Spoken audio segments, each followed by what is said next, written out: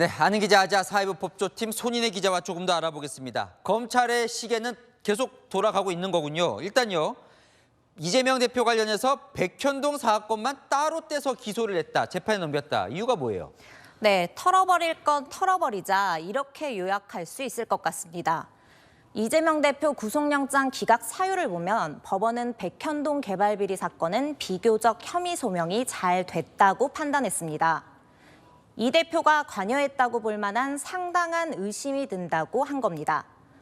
반면 대북송금 사건은 공모 여부 등의 다툼의 여지가 있다고 했습니다. 상대적으로 성적표가 좋은 백현동 사건을 먼저 넘긴 겁니다. 그런데 오늘 재판에 넘기면서 눈여겨봐야 할 점이 있다고요?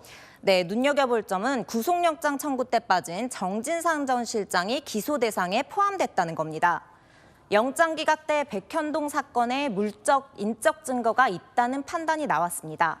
그러면서도 판사는 직접 증거가 부족하다고 지적했습니다. 얼핏 보면 모순되는 얘기 같은데요. 검찰은 직접 증거가 없다는 게 물증이 없다는 뜻이 아니라 이 대표가 직접 관여한 증거가 부족하다는 것으로 받아들였습니다. 백현동 로비스트와 이 대표 사이 연결고리인 정진상 실장을 기소하는 것으로 직접 지시가 있었다는 점을 내세우겠다는 것으로 보입니다. 그런데 좀 이 부분도 좀 눈여겨볼 대목 같은데, 백현동 사건을 떼서 지금 따로 먼저 기소를 하겠다고 하면서 그거를 지금 재판에 넘어가 있는 대장동 사건과 함께 병합해서 재판에 하고 싶다는 거예요. 이건 왜 그런 겁니까? 네, 검찰은 두 사건을 쌍둥이라고 보고 있는데요. 등장인물도 같고 이 대표가 민간업자에게 이익을 몰아주는 범행 구조도 같다는 겁니다. 검찰 입장에선 두 재판을 한꺼번에 하는 게 효율적이고 유죄를 받아내는 것에도 유리한 것으로 판단하고 있습니다. 이 대표 입장에서도 사건이 합쳐지면 나쁠 게 없습니다. 두 개 재판이 하나가 되기 때문에 법원 출석 빈도를 줄일 수 있습니다. 자료 양도 많아서 선고 시점은 늦어질 수밖에 없고요. 그만큼 정치 생명도 연장될 수 있다고 볼 수 있습니다. 아까 송 기자가 백현동 사건을 먼저 기소한 이유로 털어버릴 건 털어버리자, 이 이유를 들었는데 또 이재명 대표의 영장 재청구를 염두에 둔 거다, 이런 해석도 나오던데 그건 왜 그런 거예요? 네, 이재명 대표 수사 시즌2라고도 말할 수 있을 것 같은데요. 중앙지검에 있는 쌍방울 대북송금 사건은 다시 수원지검으로 넘길 것으로 보입니다. 수원지검에는 쌍방울 쪼개기 후원과 이 대표 부인 김혜경 씨의 법인카드 유용 사건도 맡고 있는데 이번에 아예 이재명 전담 수사팀을 꾸려서 재정비에 나섰습니다. 앞으로 보강 수사 후에 남아있는 사건들과 묶어서 구속영장을 재청구할 가능성도 배제할 수 없는 겁니다. 그 사건의 핵심 인물인 이화영 전 부지사가 풀려나느냐, 이게 또 중요한 변수라면서요. 네, 맞습니다. 이화영 전 부지사 구속기간이 내일까지인데요.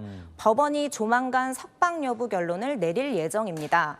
만약 이화영 부지사가 풀려난다면 민주당은 대북송금에 이 대표가 관여했다는 진술을 뒤집으려고 할 겁니다. 반면 검찰은 사법방해라며 맞서겠지만 힘이 빠질 수밖에 없습니다. 자, 마치기 전에 이거 파급력이 어느 정도 갈지 좀 궁금한데, 지금 방금 저희가 보도해드렸던 대선 허위 보도 의혹이 하나 또 터졌잖아요. 거기에 이재명 대표의 측근인 민주당 현역 의원이 개입한 정황이 나왔다. 이거 어떤 거예요? 맞습니다. 이재명 대표 측근인 7인의 멤버 김병욱 의원입니다.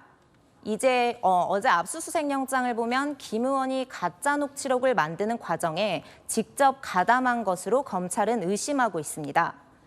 김 의원이 거대한 구악으로 정리하겠다고 하고 보좌관은 이런 그림을 만들면 성공이라고 말한 정황이 적시돼 있는 겁니다. 다만 김 의원은 의혹을 부인하고 있습니다. 자칫 대선 개입 여론 조작이 민주당으로 불똥이 튈 수 있는 상황인데 아직 수사 초기 단계인 만큼 압수물 분석 등 수사 상황을 조금 더 지켜봐야 합니다. 네, 알겠습니다. 지금까지 법조팀 손인혜 기자와 살펴봤습니다.